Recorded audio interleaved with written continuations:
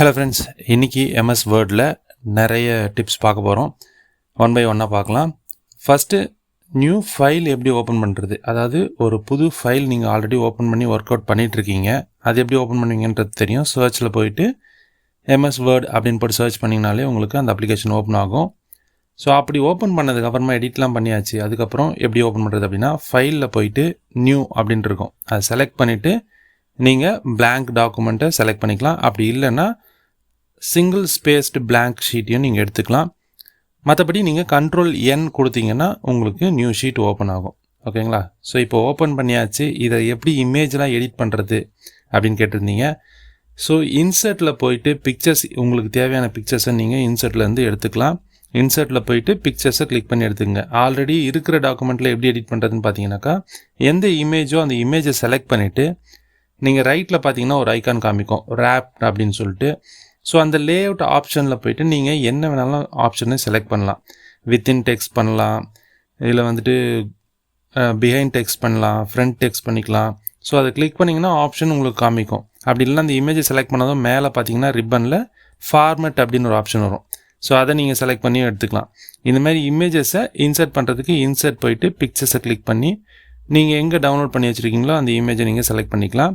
இல்லை டைரெக்டாகவே ஆன்லைன்லேருந்து எடுக்க போகிறீங்க அப்படின்னாக்கா ஆன்லைன் பிக்சர்ஸ் அப்படின்னு இருக்கும், அதை செலக்ட் பண்ணி அதிலிருந்து நீங்கள் பிக்சர்ஸை டவுன்லோட் பண்ணிக்கலாம். ஒன்ஸ் டவுன்லோட் பண்ணதுக்கப்புறமா அது எப்படி அலைன் பண்ணுறது அப்படின்றது தான் நீங்கள் பார்க்குறீங்க. ஸோ இப்போ இந்த மாதிரி இருக்கிற எடிட்டிங்கில் வந்துட்டு ஜஸ்ட் கிளிக் பண்ணிங்கனாலே 4 சைட்லையுமே வந்து டாட்டாக காமிக்கும். அதை வச்சு நீங்கள் அதை மெர்ஜ் பண்ணலாம், செய்யலாம், பெருசு பண்ணவும் சின்னது செய்யவும் செஞ்சுக்கலாம். ஸோ அதே மாதிரி இந்த பேஜஸ்லாம் எங்கே காமிக்குதுன்னு பார்த்தீங்கன்னா, கீழே லெஃப்ட் சைடில் பாட்டமில் பார்த்தீங்கன்னா பேஜ் நம்பர்ஸ் காமிக்கும். ஸோ அது எதுக்காக யூஸ் பண்ணுறோன்னு பார்த்தீங்கன்னா, எவ்வளோ பேஜஸ் இருக்குது, அதில் எத்தனாவது பேஜஸில் நம்ம ஒர்க் அவுட் பண்ணிகிட்ருக்கோம்.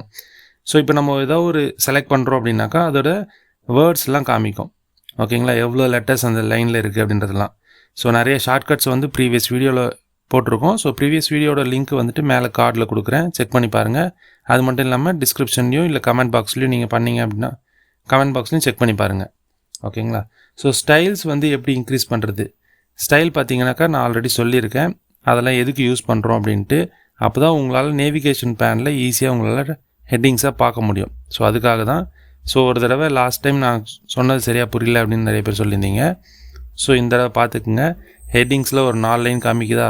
ஸோ அது எல்லாமே வந்துட்டு ஹெட்டிங் ஃபாண்ட்டை யூஸ் பண்ணதுனால.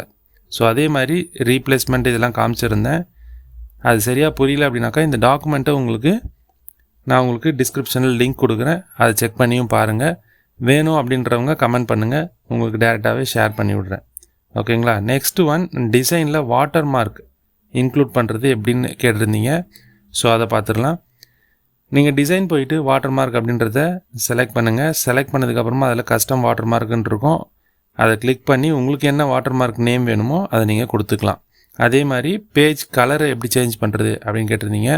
பக்கத்துலேயே உங்களுக்கு பேஜ் கலர் அப்படின்ற ஆப்ஷன் இருக்கும், அதை செலக்ட் பண்ணிவிட்டு அதில் வேண்டிய கலரை நீங்கள் யூஸ் பண்ணிக்கலாம். அதே மாதிரி உங்களோட தீமுக்கு ஏற்ற மாதிரி நீங்கள் கலரை சூஸ் பண்ணிக்கலாம். Own customised font, alignment, effects, இது எல்லாமே வந்துட்டு அட்ஜஸ்ட் பண்ணிக்க முடியும். எல்லாமே லாஸ்ட்டில் பார்த்தீங்கன்னா கஸ்டம் அப்படின்னு ஒரு ஆப்ஷன் கொடுத்துருப்பாங்க, அதில் போய் நீங்கள் சேஞ்ச் பண்ணிக்கோங்க.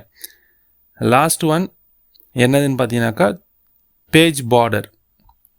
ஸோ பேஜ் பார்டர் வந்துட்டு ஃபஸ்ட் பேஜுக்கு மட்டும் தனியாகவும் போடலாம், இல்லை எல்லா பேஜஸ்க்கும் தனித்தனியாகவும் போட்டுக்கலாம்.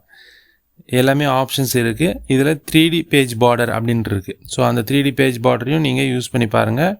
போல்டாக நல்ல ஒரு எஃபெக்டாகவே இருக்கும். ஸோ அதை ட்ரை பண்ணிவிட்டு இதில் இந்த 3 பாயிண்ட்ஸ் வச்சுட்டு கீழே பார்த்தீங்கன்னாக்கா ஆர்ட் ஒர்க்ஸ் இருக்குது. ஆர்ட் ஒர்க்கில் உங்களுக்கு எந்த ஆர்ட் ஒர்க் வேணுமோ அதை நீங்கள் வச்சுக்கலாம்.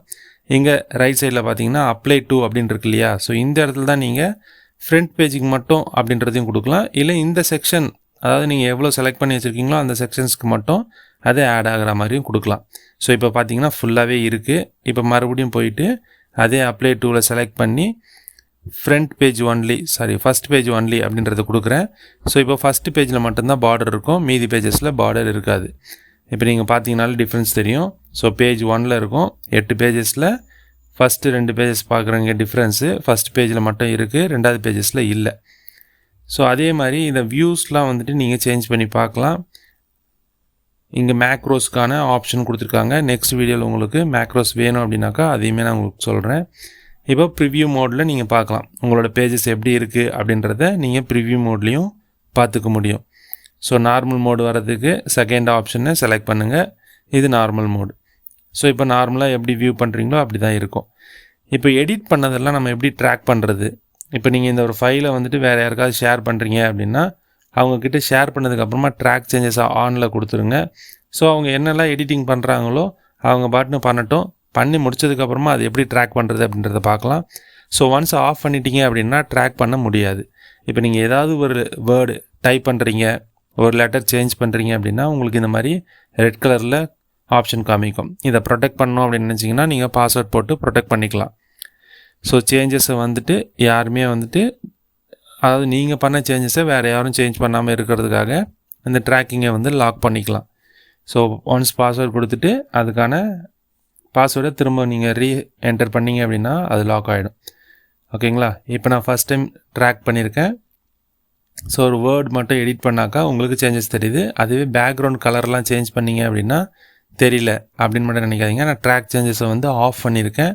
மறுபடியும் நீங்கள் வியூவில் போயிட்டு சேஞ்ச் பண்ணிடுங்க. ஓகேங்களா? சாரி, வியூன்னுட்டேன், ரிவ்யூவை செலக்ட் பண்ணிவிட்டு ட்ராக் சேஞ்சஸை கிளிக் பண்ணி ட்ராக் சேஞ்சஸ் அப்படின்றத செலக்ட் பண்ணிங்க அப்படின்னா இப்போ தான் ட்ராக் சேஞ்சஸ் ஆன் ஆகுது. ஸோ அந்த இடத்துல பார்த்தீங்கன்னாக்கா ஒரு ஐஃபன் இருந்துச்சு, அதை டெலீட் பண்ணி விட்டுட்டேன். ஸோ அதுக்கப்புறமா இங்கே ஒரு டாட் இருக்குது, அதையுமே டெலீட் பண்ணிடுறேன். ஸோ இதோட ட்ராக்கை பார்த்தீங்கன்னாக்கா ரெட் கலரில் மார்க் விழுந்துக்கிட்டே இருக்கும். இது எல்லாமே வந்து ட்ராக் சேஞ்ச் ஆகிட்டே இருக்குது அப்படின்றதுனால காமிக்குது.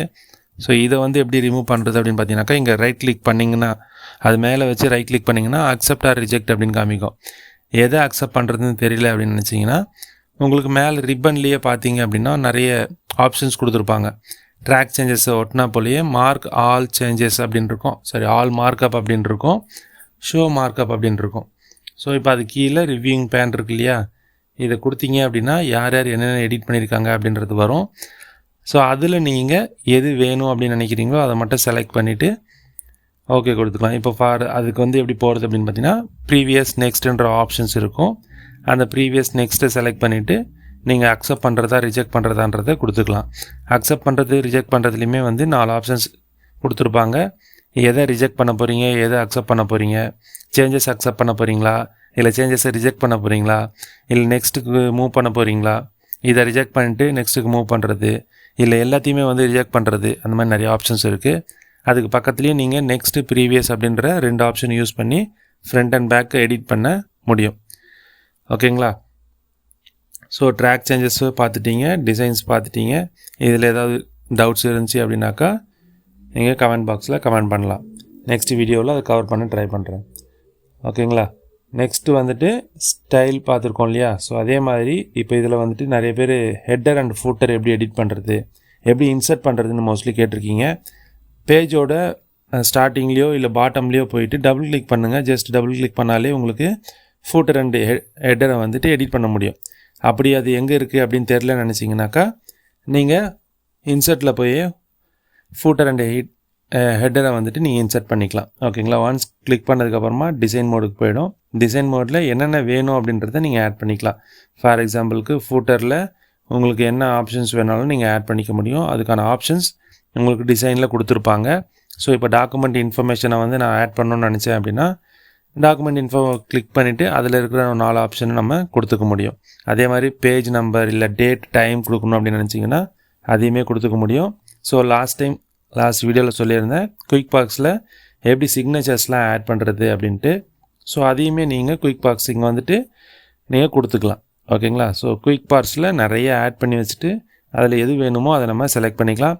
ஸோ இந்த டைமில் இமேஜ் கூட நம்ம எடிட் பண்ண முடியும். ஓகேங்களா? இப்போது ஃபூட்டரில் எந்த பேஜஸ், அதாவது ஃபஸ்ட்டு பேஜை விட்டுட்டு மீதி இருக்கிற பேஜஸில் மட்டும் ஃபூட்டர் வரா மாதிரி நான் செட் பண்ண போகிறேன். ஸோ அதுக்காக ஒரு என்னோடய இமேஜ் எடிட் பண்ணி வச்சுருக்கேன். ஸோ அந்த இமேஜஸே வந்து நான் இன்சர்ட் பண்ணி காமிக்கிறேன்.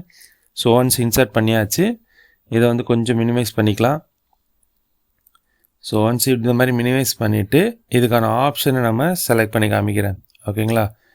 ஸோ ஒன்ஸ் கிளிக் பண்ணதுக்கப்புறமா மேலே பார்த்தீங்கன்னா உங்களுக்கு ஃபார்மட் அண்ட் டிசைன் இருக்கும். ஸோ டிசைனை கிளிக் பண்ணுங்கள். டிசைனில் டிஃப்ரெண்ட் ஃபஸ்ட் பேஜ் அப்படின்னு இருக்கு இல்லையா? ஸோ அதை கிளிக் பண்ணிவிட்டு ஓகே கொடுத்துட்டீங்க அப்படின்னா இப்போ ஃபஸ்ட்டு பேஜில் மட்டும் அப்ளை ஆகாது, மீதி இருக்கிற எல்லா பேஜஸ்லையுமே இருக்கும். ஸோ ஃபஸ்ட் பேஜிலோட ஃபூட்டர் பாருங்கள், இல்லை செகண்ட் பேஜோட ஃபூட்டர் பாருங்கள் இருக்குது. அதே மாதிரி கண்டினியூஸாக இருக்கிற பேஜஸ் எல்லாமே பாருங்கள், எல்லாத்துலேயுமே இருக்குது. ஸோ இந்த மாதிரி ஃபூட்டர் இது எல்லாமே எடிட் பண்ணுறதுக்கான ஆப்ஷன்ஸ் உங்களோட இன்சர்ட்டில் இருக்கும். ஓகேங்களா? ஒன்ஸ் நீங்கள் ஃபைலை சேவ் பண்ணிவிடுங்க. இதை பிடிஎஃபாக சேவ் பண்ணோம் அப்படின்னாக்கா சேவ் ஆஸ் கொடுத்துட்டு எங்கே டெஸ்டினேஷன் வேணுமோ அங்கே நீங்கள் கிளிக் பண்ணிக்கலாம். இப்போ நான் டெஸ்க்டாப்னு கொடுத்துட்டு சேவ் ஆஸ் டைப்பில் வந்துட்டு பிடிஎஃப் அப்படின்றத செலக்ட் பண்ணுறேன். இது நீங்கள் டாக்குமெண்ட்டாக வேணுமே அப்படின்னு நினச்சிங்கனாக்கா வேர்டாகவே நீங்கள் சேவ் பண்ணிக்கலாம். ஸோ வேர்ட்லேயே நிறைய வெர்ஷன்ஸ் இருக்குது. ஓல்டு வெர்ஷன் வேணும் அப்படின்னாக்கா 97/22 அப்படின்ற மாதிரி ஆப்ஷன்ஸ் நிறைய கொடுத்துருப்பாங்க. அதை செலக்ட் பண்ணிக்கோங்க, நேம் கொடுத்து சேவ் பண்ணிக்கோங்க. தேங்க்யூ.